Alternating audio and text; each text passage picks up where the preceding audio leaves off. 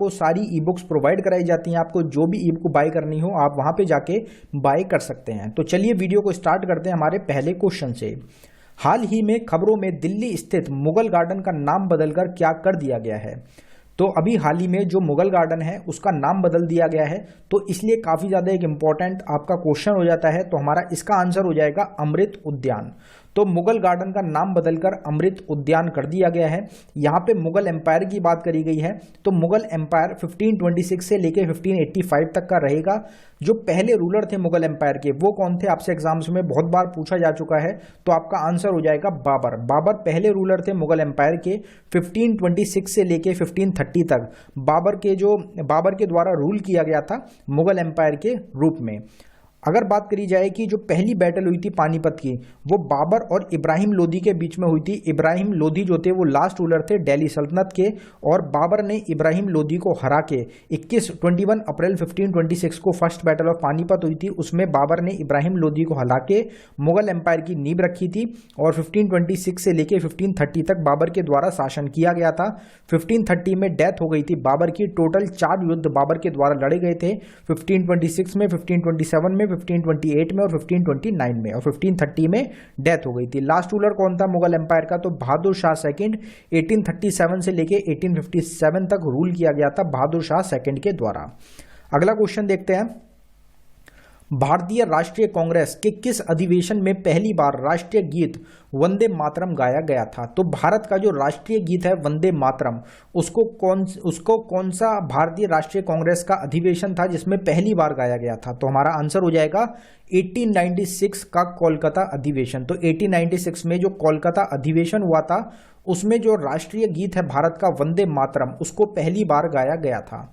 अब यहाँ पे भारतीय राष्ट्रीय कांग्रेस या फिर इंडियन नेशनल कांग्रेस की बात करी गई है, तो इससे रिलेटेड बात करते हैं। तो इंडियन नेशनल कांग्रेस 1885 में पहले जो इसके अध्यक्ष थे वो कौन थे? तो हमारा आंसर हो जाएगा उमेश चंद्र बनर्जी। उमेश चंद्र बनर्जी पहले अध्यक्ष थे आपके इंडियन नेशनल कांग्रेस या फिर भारतीय राष्ट्रीय कांग्रेस के। 1885 में किसके द्वारा स्थापना करी गई थी भारत राष्ट्रीय कांग्रेस की? तो इसमें आपका करेक्ट आंसर हो जाएगा A.O. ह्यूम। A.O. ह्यूम के द्वारा स्थापना करी गई थी भारतीय राष्ट्रीय कांग्रेस की। जो प्रथम अधिवेशन हुआ था उसके टाइम पे जो ब्रिटिश भारत था उसके वाइसरॉय कौन थे? तो वो लॉर्ड डफरिन रहेंगे। मतलब लॉर्ड डफरिन ब्रिटिश भारत के वाइसरॉय थे 1885 में। 1907 में जो भारतीय राष्ट्रीय कांग्रेस थी वो 2 पार्ट में डिवाइड हुई थी, नरमपंथी और चरमपंथी। तो वो कौन सा अधिवेशन था? तो वो हमारा सूरत अधिवेशन था जिसमें विभाजित हुई थी, 2 भागों में डिवाइड करा गया था भारतीय राष्ट्रीय कांग्रेस को। अगर कांग्रेस की बात करी जाए तो कांग्रेस ने पूर्ण स्वराज का जो प्रस्ताव पारित किया था वो कब किया था? तो वो 1929 में 30 में जो लाहौर अधिवेशन हुआ था उसमें किया गया था। और उस टाइम पे अध्यक्ष कौन थे कांग्रेस के? तो उस टाइम पे आपके जवाहरलाल नेहरू अध्यक्ष थे जब पूर्ण स्वराज का प्रस्ताव पारित किया गया था कांग्रेस के सेशन में, लाहौर सेशन में 1929-30 में। राष्ट्रगान जो है भारत का जनगण मन, उसको पहली बार कब गाया गया? तो 1911 का जो कोलकाता अधिवेशन हुआ था उसमें पहली बार राष्ट्रगान को, जनगण मन को गाया गया था। इंडियन नेशनल कांग्रेस की पहली महिला अध्यक्ष थी एनी बेसेंट। 1917 में कोलकाता अधिवेशन में ये अध्यक्ष रही थी। इंडियन नेशनल कांग्रेस के पहले मुस्लिम राष्ट्रपति थे बदरुद्दीन तैयब जी, जो कि 1887 में मद्रास अधिवेशन में अध्यक्ष रहे थे, और ये तीसरे नंबर के अध्यक्ष हो जाएंगे कांग्रेस के। फिर अगला क्वेश्चन है हमारा, हीरा भारत की किस नदी में पाया जाता है? तो कौन सी नदी है जिसमें जो डायमंड्स हैं वो पाए जाते हैं? तो हमारा आंसर हो जाएगा कृष्णा नदी। कृष्णा नदी में जो डायमंड है वो पाया जाता है। मेन जो डायमंड की अगर बात करी जाए तो माइंस जो होती हैं उसमें मेनली डायमंड जो होता है उसको पाया जाता है। डायमंड जो होते हैं वो माइंस में खुद के निकलते हैं। अगर डायमंड माइन की बात करी जाए तो इंडिया की एक जगह रहेगी जो कि डायमंड माइन में, डायमंड में सबसे ज्यादा फेमस है, जिसका नाम रहेगा पन्ना। पन्ना एक जगह है आपकी मध्य प्रदेश में जो कि डायमंड माइन के लिए फेमस रहेगी। और मध्य प्रदेश की अगर बात करी जाए तो इंडिया का जो करीब 90% डायमंड प्रोड्यूसर है वो कौन है? वो मध्य प्रदेश है। भारत में जो 90% डायमंड प्रोड्यूस होता है वो आपका मध्य प्रदेश में ही होता है। और यही आपकी कृष्णा रिवर हो जाती है, उसमें जैसे कुछ पार्ट्स गिर जाते हैं तो वहां से जो डायमंड है वो भी आपका जनरेट हो जाता है। अगला क्वेश्चन देखते हैं, किस देश में खेती के तहत भूमि का प्रतिशत सबसे अधिक है? तो कौन सा देश है जिसमें जो हमारी लैंड है, जो कल्टीवेटेड लैंड है, वो सबसे ज़्यादा है? तो हमारा आंसर हो जाएगा भारत। इंडिया का जो खेती का लैंड है, खेती की जो भूमि है, वो सबसे ज़्यादा रहेगी, प्रतिशत में सबसे अधिक है। अगर आपसे दुनिया में पूछी जाए कि वर्ल्ड की जो कल्टीवेटेड लैंड है वो कितना है पूरी दुनिया में, तो हमारा आंसर हो जाएगा 11.6%। दुनिया में पूरा जो एरिया है उसमें करीब 11.6% का एरिया है, लैंड रहेगा, जो कि हमारा खेती के लिए भूमि जो है वो रहेगी। दोस्तों, क्या आप माइक्रोसॉफ्ट एक्सेल में काम करते समय फॉर्मूला भूल जाते हो? असली प्रॉब्लम यह है कि आप करीब 11.6% का एरिया है, लैंड रहेगा, जो कि हमारा खेती के लिए भूमि जो है वो रहेगी। अगर इंडिया पहले नंबर पे है तो इंडिया में कितना है? तो इंडिया का 53.7% रहेगा, जो कि खेती के तहत भूमि रहेगी इंडिया में, और ये काफ़ी ज़्यादा रहती है। और इसीलिए इंडिया को एक खाने के मामले में, खदान के मामले में काफ़ी बड़ी एक इकोनॉमी माना जाता है, क्योंकि भूखमरी जो चीज़ है वो इंडिया में नहीं आ सकती, क्योंकि इंडिया में जो प्रोडक्शन है, जो खाने की चीज़ें हैं, खेती की जो चीज़ें हैं, उनकी प्रोडक्शन बहुत बड़े मात्रा पे होती है। तो इंडिया जो है पहले नंबर पे है, आपका खेती के तहत भूमि का प्रतिशत सबसे अधिक रहेगा। दूसरे नंबर पे आपका यूनाइटेड स्टेट्स है, और ये इस यूनाइटेड स्टेट्स में करीब 17.1% का एरिया रहेगा, कल्टीवेटेड लैंड रहेगा। कथक नृत्य भारत के किस राज्य का शास्त्रीय नृत्य है? शास्त्रीय नृत्य को इंग्लिश में हम क्लासिकल डांस बोलते हैं। तो टोटल भारत में 9 क्लासिकल डांस फॉर्म्स हैं, उनको अभी हम कवर करेंगे।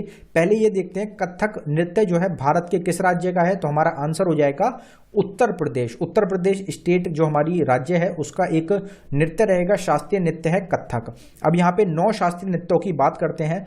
तो भरतनाट्यम तमिलनाडु से रहेगा, कथक रहेगा उत्तर प्रदेश का, कथकली केरला का रहेगा, कुचिपुड़ी आंध्र प्रदेश का, मणिपुरी मणिपुर से, मोहिनीअट्टम केरला से। तो एक हमारा कथकली और मोहिनीअट्टम, ये दोनों हमारे शास्त्रीय नृत्य हैं केरला स्टेट के, केरला राज्य के। मोहिनीअट्टम जो ये नाम रखा गया है, जो हमारे भगवान विष्णु थे, लॉर्ड विष्णु थे, उनके द्वारा एक मोहिनी अवतार लिया गया था, उसी के बेसिस पे मोहिनीअट्टम डांस फॉर्म जो है ये आपका डेडिकेटेड रहता है। तो आपसे एग्जाम में क्वेश्चन पूछा जाता है कि मोहिनीअट्टम डांस फॉर्म कौन से भगवान को, कौन से गॉड को डेडिकेटेड है, तो उसमें आपका करेक्ट आंसर हो जाएगा लॉर्ड विष्णु। जो भगवान विष्णु हैं उनको डेडिकेटेड है, समर्पित है आपका Mohiniyattam dance form. Odissi dance Orissa से रिलेटेड है, सत्रिय हो जाएगा आसाम से, छऊ डांस आपका झारखंड का रहेगा, और ये 9वां डांस जो ऐड किया गया है वो रहेगा। इससे पहले 8 शास्त्रीय नृत्य थे भारत के। फिर एक क्वेश्चन आपसे पूछा जा रहा है, बिहुला भारत के किस राज्य का त्योहार है? तो बिहुला जो डांस फॉर्म है ये हमारा बिहार स्टेट से संबंधित हो जाएगा। आपसे एग्जाम्स में जो डांस फॉर्म्स होते हैं वो काफी पूछे जाते हैं।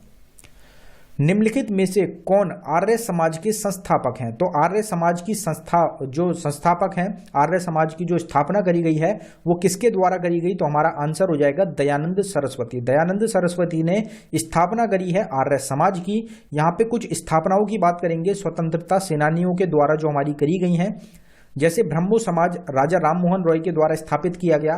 प्रार्थना समाज को आत्माराम है, जिसका जो बॉर्डर है वो जो समुद्र की सीमा है उससे सबसे ज्यादा लगता है। तो हमारा आंसर हो जाएगा गुजरात। तो गुजरात की जो सीमा है वो पानी से, समुद्र से सबसे ज्यादा लगती है, तो इसलिए जो गुजरात है सबसे लंबा तटरेखा क्षेत्र है। अगर यहीं पे बात करी जाए तो गुजरात राज्य की जो सीमा लगती है वो कितनी लगती है पानी से? तो वो है करीब 1214.7 किलोमीटर की। भारत में कुल 9 राज्य हैं जिनकी तटीय सीमाएं जो होती हैं, जो साझा करते हैं, 9 राज्य इंडिया के 9 स्टेट्स हैं जिनकी पानी से बाउंड्री लगती है। कनाडा की तटरेखा दुनिया की सबसे लंबी रहेगी, कनाडा की सबसे लंबी है। अगर आपसे दुनिया में पूछी जाए, अगर स्टेट में पूछी जाए तो गुजरात की रहेगी। यहाँ पे जो 9 राज्य हैं हमारे जिनकी तटीय रेखा जो है, सीमा जो है वो साझा होती है, उनको यहाँ पे मैप के थ्रू एक बार देख लेते हैं। तो ये हमारे टोटल 9 स्टेट्स हो जाएंगे, 9 राज्य हो जाएंगे। कौन कौन से? तो पहला हमारा गुजरात, दूसरा हो जाता है महाराष्ट्र, तीसरा हमारा गोवा रहेगा, चौथा कर्नाटका, 5वां केरला, 6ठा तमिलनाडु, 7वां आंध्र प्रदेश, 8वां उड़ीसा और हमारा 9वां हो जाएगा वेस्ट बंगाल। तो ये टोटल 9 राज्य हैं इंडिया के जिनकी तटीय सीमा जो है वो साझा करते हैं। सबसे लंबी जो सीमा लगाता है वो गुजरात रहेगा और सबसे छोटी लगाता है हमारा गोवा स्टेट। रमन मगसेसे पुरस्कार किस वर्ष आपका स्थापित किया गया था? तो हमारा आंसर हो जाएगा 1957। तो 1957 में आपका स्थापित किया गया था रमन मगसेसे पुरस्कार को। कृषि संविधान की किस अनुसूची के अंतर्गत आता है? तो 3 सूचियां होती हैं हमारी, एक होती है संघ सूची, एक होती है राज्य सूची और एक होती है समवर्ती सूची। तो कृषि जो है, एग्रीकल्चर जो है हमारा कौन सी सूची में आता है? तो हमारा आंसर हो जाएगा राज्य की सूची में आता है हमारा कृषि। अब यहाँ पे जो सूची होती है उनकी कुछ बात कर लेते हैं। तो रक्षा जो है ये हमारा संघ की सूची में आता है, रेलवे भी संघ की सूची में आता है, सार्वजनिक स्वास्थ्य और जो स्वच्छता है ये भी राज्य की सूची में आती है हमारी, बैंकिंग संघ की सूची में आता है, जो वन होते हैं, फॉरेस्ट होते हैं, ये समवर्ती सूची में आते हैं, ट्रेड यूनियन, औद्योगिक और श्रम विवाद आपकी समवर्ती सूची में आते हैं, उद्योग राज्य की सूची में आता है, आर्थिक और सामाजिक योजनाएं आपकी समवर्ती सूची में आती हैं, शिक्षा भी समवर्ती सूची में आती है, बल्लेबाजी और जो जुआ होता है ये हमारा राज्य की सूची में आता है। फिर हमारा अगला क्वेश्चन है, भारत के संविधान का कौन सा अनुच्छेद राष्ट्रपति को अध्यादेश जारी करने की शक्ति प्रदान करता है? तो हमारा कौन सा अनुच्छेद रहेगा? तो हमारा आंसर हो जाएगा अनुच्छेद 123। अनुच्छेद 123 जो राष्ट्रपति हैं उनको अध्यादेश जारी करने की शक्ति प्रदान करता है। पिचावरम मैंग्रोव वन किस राज्य में स्थित है? तो इसमें हमारा करेक्ट आंसर है तमिलनाडु। पिचावरम जो मैंग्रोव वन है या पिचावरम मैंग्रोव जो फॉरेस्ट है ये आपका तमिलनाडु में लोकेटेड रहेगा और ये दुनिया का दूसरे नंबर का सबसे बड़ा मैंग्रोव फॉरेस्ट है, मैंग्रोव वन रहेगा। अगर आपसे पूछा जाए कि दुनिया का सबसे बड़ा मैंग्रोव फॉरेस्ट कौन सा है तो वो सुंदरबन मैंग्रोव रहेगा, जिसका जो ज़्यादातर पार्ट है वो आपका बांग्लादेश में आता है। तो बांग्लादेश का रहेगा सुंदरबन मैंग्रोव फॉरेस्ट, ये दुनिया का सबसे बड़ा मैंग्रोव फॉरेस्ट हो जाएगा। भिमबेटका रॉक शेल्टर यूनेस्को की विश्व धरोहर स्थल है जो किस राज्य में स्थित है? तो इसमें हमारा करेक्ट आंसर है मध्य प्रदेश। तो भिमबेटका रॉक शेल्टर आपके कहाँ पे है? मध्य प्रदेश में। भिमबेटका रॉक शेल्टर जो है ये सबसे पुराने रॉक आर्ट रहेगा इंडिया का। जो इंडिया का सबसे पुराना रॉक आर्ट है वो रहेगा भिमबेटका साइट या भिमबेटका रॉक शेल्टर। कुछ शेल्टर ऐसे हैं भिमबेटका के जो कि करीब 1 लाख साल से भी ज़्यादा पुराने हैं। अगर यूनेस्को विश्व वर्ल्ड हेरिटेज साइट की बात करी जाए, यूनेस्को विश्व धरोहर स्थल की बात करी जाए, तो इसमें भिमबेटका रॉक शेल्टर को 2003 में शामिल किया गया था।